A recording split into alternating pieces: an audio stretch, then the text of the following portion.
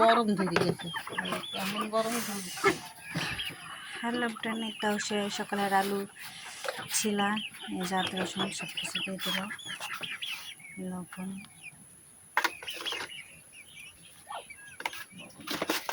আর এই যে ডিম ভেঙে আলু কাটার উপর ডিমটা কাটবো আর কি। এখন হলুদ দিয়ে দেবো,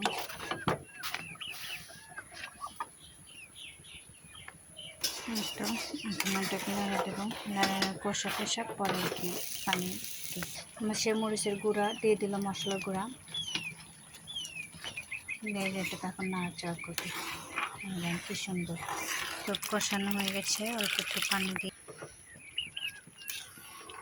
এর মধ্যে এখন ডিম দিয়ে দেব, ডিম দিয়ে দিই। তো এই তো দেওয়া হয়ে গেছে, এই তো দেখেন